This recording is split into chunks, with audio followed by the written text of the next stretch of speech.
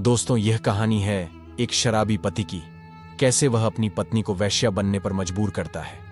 सुनिए, इस कहानी को अंत तक सुलेखा का अंग अंग दुख रहा था। ऐसा लग रहा था कि वह उठ ही नहीं पाएगी। बेरहमों ने कीमत से कई गुना ज्यादा वसूल लिया था। वह तो एक के साथ आई थी, पर उसने अपने एक और साथी को बुला लिया और दोनों उस पर टूट पड़े थे। जानवरों की तरह सुलेखा दर्द से कराहती रही, लेकिन उन्होंने तभी छोड़ा जब उनकी हसरत पूरी हो गई। उसने दूसरे आदमी विरोध किया था, लेकिन पैसों के नोट फेंककर उसे मजबूर कर दिया गया। यही नोट इंसान को कितना मजबूर कर देते हैं। सुलेखा लाश की तरह पड़ी थी। वह एक खंडा हरनुमा घर था जो शहर से अलग था। किसी तरह उसने खुद को संभाला, अपनी साड़ी ठीक की और ग्राहकों द्वारा फेंके गए नोट ब्लाउज में रखकर बाहर निकली। यह एक सुनसान इलाका था। दूर पगडंडी पर कुछ लोग जा रहे थे, लेकिन सुलेखा से चला नहीं जा रहा था। अब समस्या यह थी कि वह घर कैसे जाए। वह ग्राहक की मोटरसाइकिल पर बैठकर गई थी। घर में उसकी बूढ़ी सास इंतजार कर रही होगी। वह जाएगी तब खाना बनेगा और दोनों खाएंगे। सुलेखा कोई शौक से इस धंधे में नहीं आई थी। उसका पति विमलेश उसे अकेला छोड़कर किसी और से शादी कर चुका था। काश उसकी शादी तरुण साथ हुई होती। तरुण कितना अच्छा इंसान था। वह सुलेखा से सच्चा प्यार करता था। सुलेखा अपने बीते दिनों को याद करने लगी। वह अपने माँ बाप की इकलौती बेटी थी। गरीबी के कारण उसे 10वीं के बाद पढ़ाई छोड़नी पड़ी। उसके पिता नहीं थे और उसकी माँ बस स्टैंड पर ठेला लगाकर फल बेचती थी। घर संभालना, सब्जी बाजार से सब्जी लाना और किराने की दुकान से राशन लाना सुलेखा की जिम्मेदारी थी। एक दिन जब वह सब्जी बाजार से लौट रही थी, तो उसकी साइकिल एक मोटरसाइकिल से टकरा गई और वह गिर पड़ी। मोटरसाइकिल पर बैठा नौजवान तरुण था। उसने तुरंत अपनी बाइक रोकी और सुलेखा को उठाने लगा। माफ करना, मेरी वजह से तुम गिर गई, तरुण ने कहा। माफी तो मुझे मांगनी चाहिए, मैंने ही अचानक साइकिल मोड़ दी थी, सुलेखा बोली। तरुण ने उसकी साइकिल उठा दी और मुस्कुरा कर कहा, क्या मैं तुम्हारा नाम जान सकता हूं सुलेखा? और आपका तरुण अच्छा चलता हूं। इसके 4 दिन बाद दोनों की सब्जी बाजार में फिर मुलाकात हुई। इस बार तरुण ने खुलकर बात की। मैंने सोचा था कि शायद तुमसे फिर मुलाकात हो जाए। क्या तुम मेरे साथ चाय पी सकती हो? सुलेखा ने मुस्कुराते हुए कहा, चाय तो पीऊंगी, लेकिन यहां नहीं। कभी मेरे घर आओ, वहीं पिएंगे। सुलेखा के लिए तरुण की यह मुलाकात बहुत खास थी, लेकिन जब उसकी मां को इसकी भनक लगी तो वह नाराज हो गई। जाति की दीवार उनके प्यार के आड़े आ गई।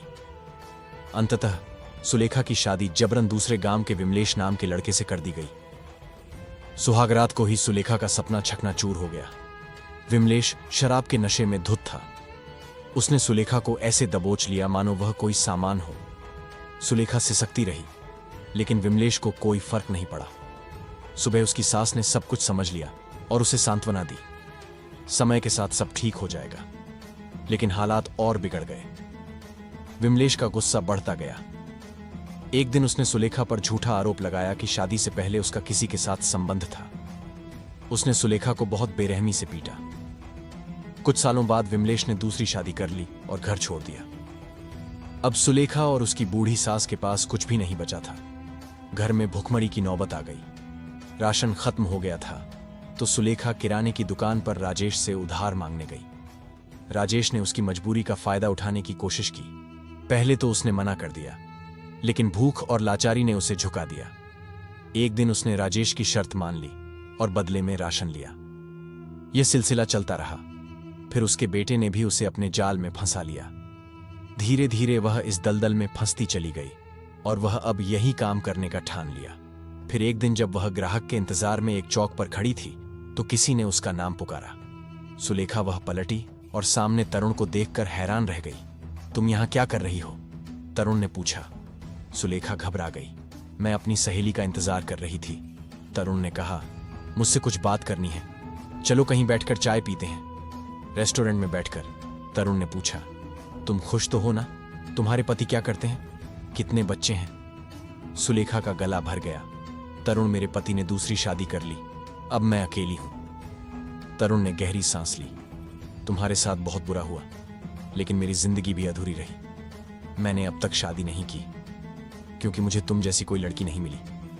सुलेखा अवाक रह गई। तरुण ने आगे कहा, मेरी जिंदगी में अब भी एक जगह खाली है। क्या तुम मेरी पत्नी बनोगी? सुलेखा की आंखों से आंसू बहने लगे। नहीं तरुण, मैं बहुत गंदी हो चुकी हूं। मैं तुम्हारे लायक नहीं रही। तरुण ने उसका हाथ थामा। तुम्हें हालात ने इस राह पर चलने को मजबूर किया, लेकिन अगर तुम चाहो तो इस दलदल से निकल सकती हो। मैं इंतजार करूंगा, सोचकर जवाब देना। चाय के पैसे देकर तरुण चला गया। सुलेखा के पैरों के नीचे की जमीन हिल गई थी। उसे लगा जैसे किसी ने उसे दलदल से बाहर निकालने के लिए हाथ बढ़ाया हो। अभी वह सोच ही रही थी कि एक ग्राहक ने सामने मोटरसाइकिल रोक दी और कहा, चलेगी क्या? सुलेखा ने झुकते हुए उस ग्राहक की मोटरसाइकिल पर बैठने के लिए कदम बढ़ाया, लेकिन तभी उसके भीतर कुछ टूट गया। तरुण की बातें उसके कानों में गूंजने लगी। अगर तुम चाहो तो इस दलदल से निकल सकती हो। मैं इंतजार करूंगा। वह वहीं ठिठक गई। क्या हुआ, चलोगी कि नहीं? ग्राहक ने अधीरता से पूछा। सुलेखा की आंखें अचानक आंसुओं से भर आईं। उसने पहली बार अपने आप को इतनी नफरत भरी नजरों से देखा। क्या वह वाकई में इस जीवन के सिवा कुछ और नहीं कर सकती थी? क्या उसका कोई दूसरा रास्ता नहीं था? नहीं, अब और नहीं। उसने धीमे से बुदबुदाया और पीछे हट गई। ग्राहक ने गुस्से में बाइक घुमा दी और चला गया। सुलेखा वहीं सड़क के किनारे बैठ गई। उसका पूरा शरीर कांप रहा था। वह सोचने लगी, अगर आज वह तरुण से नहीं मिली होती तो शायद यही उसकी जिंदगी बन चुकी होती। लेकिन अब तरुण ने उसे एक उम्मीद दी थी। वह कांपते हाथों से अपने ब्लाउज में रखे नोट निकाले और उन्हें घूरने लगी। क्या यह टुकड़े उसकी पूरी जिंदगी की कीमत थे? क्या इन्हीं के लिए उसने आत्मसम्मान को कुचल दिया? सूरज धीरे धीरे ढलने लगा था। ठंडी हवा उसके आंसुओं को सुखाने लगी। कुछ देर तक वहीं बैठी रहने के बाद उसने फैसला किया, अब मैं वापस नहीं जाऊंगी। एक नया रास्ता रात हुई तो वह सीधे तरुण के घर पहुंची। दरवाजे पर उसने कांपते हाथों से दस्तक दी। तरुण ने दरवाजा खोला और उसे देखकर चौंक गया। सुलेखा की आंखों में सवाल थे, लेकिन जब उसने सुलेखा की भीगी आंखों को देखा तो वह समझ गया कि कुछ बदल चुका है। तरुण, क्या तुम्हारा प्रस्ताव अब भी वैध है? सुलेखा ने कांपती आवाज में पूछा। तरुण ने हल्की मुस्कान के साथ सिर हिलाया। मैंने कहा था, मैं इंतजार करूंगा। सुलेखा की आंखों से आंसू बह निकले। उसने वह सारे नोट वहीं जमीन पर गिरा दिए, जैसे अपने पुराने जीवन को हमेशा के लिए छोड़ रही हो। फिर बिना कुछ कहे वह तरुण के सीने से लग गई। बाहर आसमान में चांद चमक रहा था। शायद एक नई सुबह के इंतजार में अगली सुबह सुलेखा की नींद खुली तो उसने खुद को एक अलग ही दुनिया में पाया। तरुण के छोटे से घर में शांति थी। ना वहां गली का शोर था, ना वह घूरती निगाहें, ना कोई सौदेबाजी। एक पल के लिए उसे यकीन ही नहीं हुआ कि वह अब भी उसी दुनिया का हिस्सा है। तरुण उसे रसोई में चाय बनाते हुए दिखा। तुम जाग गई? उसने मुस्कुराकर पूछा। सुलेखा ने सिर हिलाया। उसकी आंखों में संकोच था, जैसे अब भी खुद को इस सुख के काबिल नहीं मान रही हो। चाय पी लो, फिर कुछ बातें करनी है, तरुण ने कहा। सुलेखा ने कप लिया, लेकिन चाय पीने से पहले ही उसकी आंखें भर आईं।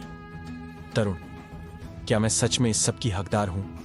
मैं जिस अंधेरे में थी वहां से निकलकर इस रोशनी में रहने का हक खो चुकी हूं। तरुण ने गंभीरता से कहा। गलत रास्ते पर जाने से कोई हमेशा के लिए गलत नहीं हो जाता सुलेखा। इंसान की कीमत उसके फैसलों से होती है और तुमने सही फैसला लिया है। बस खुद को माफ करना सीखो। सुलेखा की आंखों से आंसू गिरने लगे। ये आंसू पछतावे के नहीं, बल्कि राहत और नए जीवन के हैं। दोस्तों, इस कहानी से हमें यह सीखने को मिला है कि हालात से मजबूर होना और गलत रास्ते पर चलना अलग चीजें हैं। कई बार जिंदगी हमें ऐसे मोड़ पर ला देती है जहां हमारे पास सीमित विकल्प होते हैं, लेकिन अगर हमें सही मौका मिले तो हम उन हालात से बाहर निकल सकते हैं। इंसान को उसके अतीत से नहीं, बल्कि उसके वर्तमान से आंका जाना चाहिए। कहानी पसंद आई हो तो चैनल को सब्सक्राइब कर लें। धन्यवाद।